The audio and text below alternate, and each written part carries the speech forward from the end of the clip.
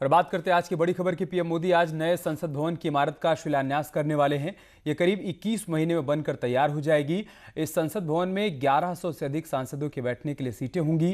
कैसा होगा नया संसद भवन, क्यों इसे सबसे हाईटेक पार्लियामेंट हाउस कहा जा रहा है, आइए आपको दिखाते हैं। हिंदुस्तान के नए संसद भवन की नींव पड़ने वाली है। ब्रिटिश काल में बनी पुरानी संसद भवन इतिहास के पन्नों में दर्ज हो जाएगी। जिस नई संसद भवन का पीएम मोदी उद्घाटन करने वाले हैं, वो दुनिया की सबसे हाईटेक और व्यवस्थित पार्लियामेंट्स में से एक होगी। इससे पहले कि नई संसद भवन की खूबियों को बताएं, उसकी लोकेशन को देखिए। इंडिया गेट के ठीक सामने है राष्ट्रपति भवन। इसके दोनों ओर नॉर्थ ब्लॉक और साउथ ब्लॉक है। नॉर्थ ब्लॉक के बगल में मौजूद है मौजूदा संसद भवन। जो नई इमारत बनेगी वो इस तरह से बनाई जाएगी कि नई संसद भवन और पुरानी संसद अंडरग्राउंड रूप से कनेक्टेड रहें। एक बार जब नया पार्लियामेंट हाउस बनकर तैयार हो जाएगा तो पुराने भवन को म्यूजियम बना दिया जाएगा। जो नया संसद भवन बनेगा उसमें हर तरह की अत्याधुनिक सुविधाएं होंगी। इस संसद भवन में 1100 से ज्यादा सीटें होंगी। इसमें 888 सीटें लोकसभा के लिए और बाकी सीटें राज्यसभा के लिए होंगी। इस बिल्डिंग में जो कॉमन हॉल होगा इतना भव्य होगा कि उसमें भी सभी तरह की सुविधाएं होंगी। नया संसद भवन 64,500 वर्ग मीटर में बन रहा है। ये इमारत 4 मंजिला होगी और 21 महीने में बनकर तैयार होगी।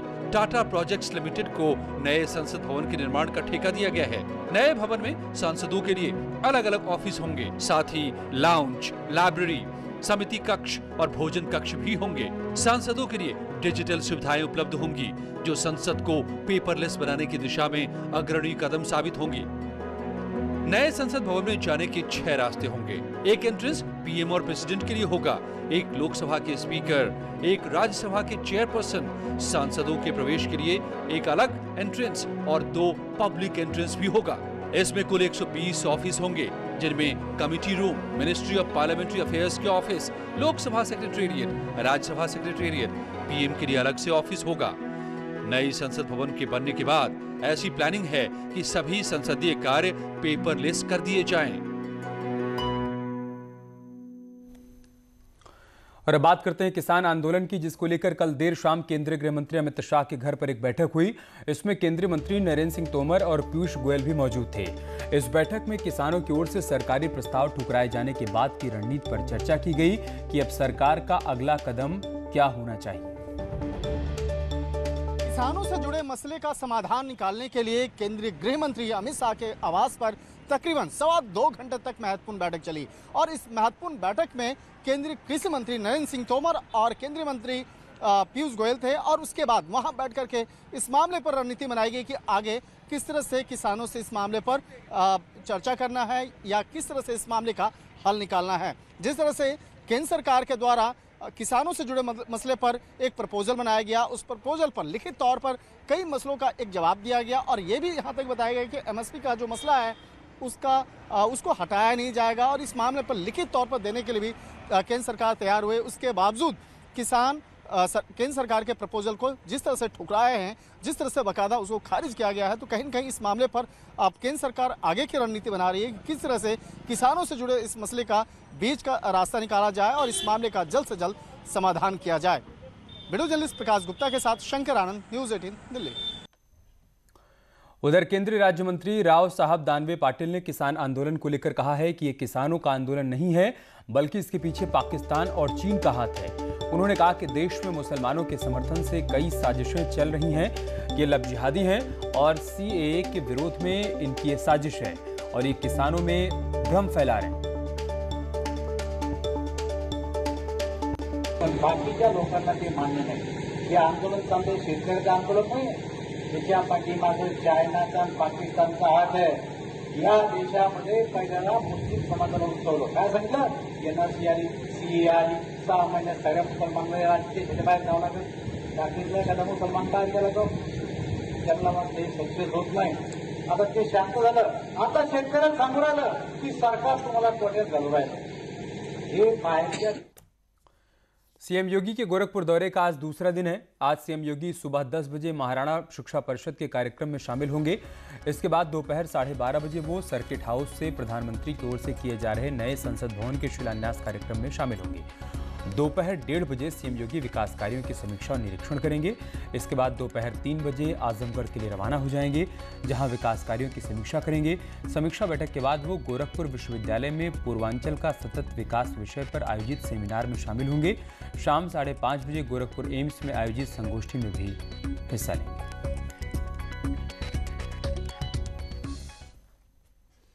और इससे पहले सीएम योगी ने कल गोरखपुर से बस्ती की पिपराइच और मुंडेरवा में चीनी मिल का उद्घाटन किया। इस मौके पर उन्होंने पिछली सरकारों पर निशाना भी साधा। सीएम योगी आदित्यनाथ ने पूर्वांचल के किसानों को तोहफा दिया है। मुख्यमंत्री ने गोरखपुर की पिपराइच और मुंडेरवा चीनी मिल का नए सिरे से उद्घाटन किया।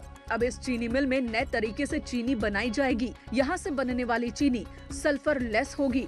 मिल का उद्घाटन करते हुए मुख्यमंत्री ने कहा कि पिछली सरकारों ने जहां चीनी मिलों को बंद करने का काम किया, वहीं बीजेपी की सरकार ने एक के बाद एक चीनी मिलों को अपग्रेड किया है।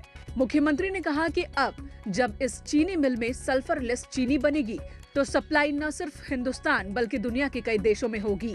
मुख्यमंत्री ने कहा कि पूर्वांचल के लोग किसी न किसी तरह से चीनी मिलों पर निर्भर करते हैं, लेकिन पिछली सरकारों ने साजिश करके 21 मिलों को बेच दिया, जिसकी वजह से न सिर्फ प्रदेश की अर्थव्यवस्था को नुकसान पहुंचा बल्कि किसानों की हालत भी खराब होती गई।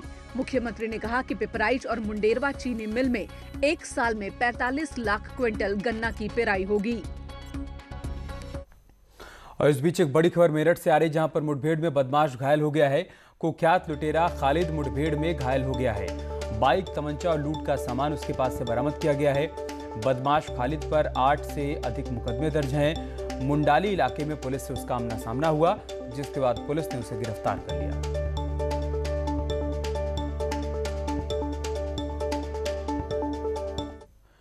उधर आजमगढ़ में लूट की योजना बना रहे बदमाशों और पुलिस के बीच मुठभेड़ हो गई, जिसमें एक शातिर लुटेरा घायल हो गया, जबकि उसके 2 साथी मौके से फरार हो गए। पुलिस ने घायल बदमाश के पास से लूट की बाइक, तमंचा और कारतूस बरामद किया है। पुलिस को ये कामयाबी उस वक्त मिली जब पुलिस जन सेवा केंद्र में लूट की कोशिश के मामले की जांच पड़ताल कर रही थी। उसी दौरान इस बदमाश को धर दबोचा। आज शाम को थाना दीदारगंज क्षेत्र में गद्दोपुर लिंक मार्ग पर एक पुलिस मुठभेड़ दीदारगंज पुलिस के साथ बदमाशों से हुई, जिसमें शैलेंद्र पासी जो कि थाना पवई क्षेत्र का रहने वाला है, पुलिस मुठभेड़ में गिरफ्तार हुआ। इसके पास से एक मोटरसाइकिल, तमंचा और कारतूस बरामद हुए हैं। एक शातिर अपराधी है और इसके ऊपर पूर्व से लूट के और गैंगस्टर एक्ट के मुकदमे पंजीकृत हैं। ये थाना क्षेत्र का हिस्ट्री शीटर भी है। उधर फतेहपुर में पुलिस और कृषि विभाग की संयुक्त टीम ने नकली खाद फैक्ट्री में छापेमारी की।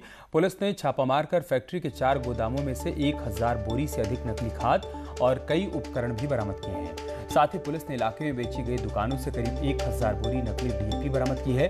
बरामद नकली खाद की कीमत करीब 50 लाख रुपए बताई जा रही है। पुलिस ने फैक्ट्री संचालक और उसके बेटे को गिरफ्तार कर लिया है।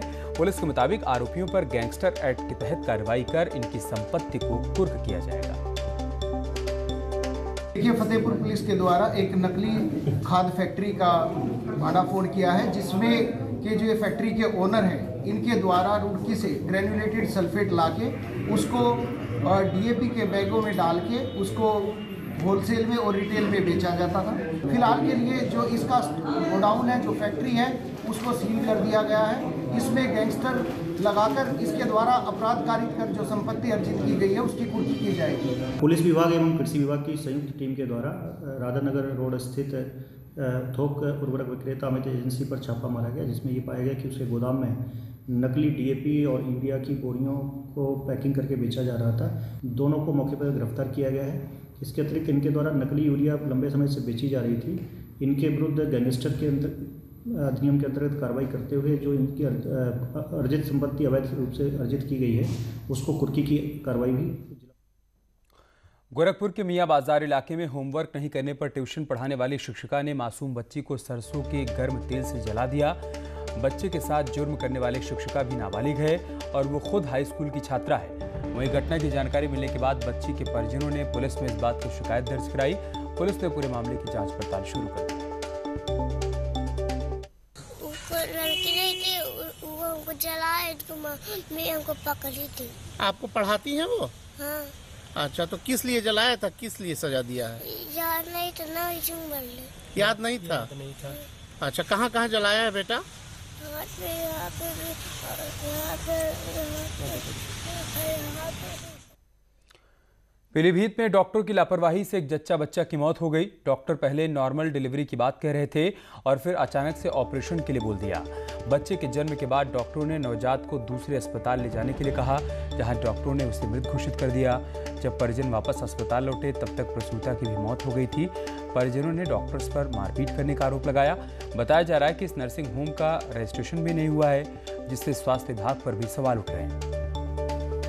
यहाँ भर्ती कराया, आशा लाई थी यहाँ, आशा लाई, फिर भर्ती कराया, फिर इनने ऑपरेशन करा, इनने अंदर नहीं जाने दिया, फिर किसी को अंदर नहीं जाने दिया। फिर इनने एक हॉस्पिटल में मेरा लड़का पैदा हुआ, फिर वहाँ भेज दिया मरा हुआ। फिर दोबारा यहाँ लाए, फिर लड़का नहीं रहा, फिर से अंदर ही अंदर करते रहे, फिर इनने भेज दिया बरेली। बहुत मारो, भीतर बंद कर लो, बच्चा पैदा करती रही, मरती रही, फिर वाको ऑपरेशन करो, ऑपरेशन करके तई देख लो, मैंने डारे रहे तो माल दवाई ववाई सब देते रहे, तई फिर बात खत्म ही गई। कौन लाया था अस्पताल? जो कौन है? किसान है, आशा किसान है। अभी ये जानकारी मिली थी कि यहाँ पर एक अपना नर्सिंग होम करके एक मैटरनिटी सेंटर टाइप का चल रहा था, तो उसमें एक महिला की मृत्यु की सूचना मिली। सूचना पर शहर कोतवाल मौके पर पहुंचे और COCT के साथ हम लोग भी आए। मृतका का नाम जमुना देवी वाइफ ऑफ राजेंद्र बताया जा रहा है। बाकी मामले की जाँच की जा रही है, जो भी दोषी होगा उसके खिलाफ कार्रवाई की जाएगी। यहाँ रुक एक छोटे से ब्रेक के लिए, जल्द लौटेंगे कुछ और खबरों के साथ।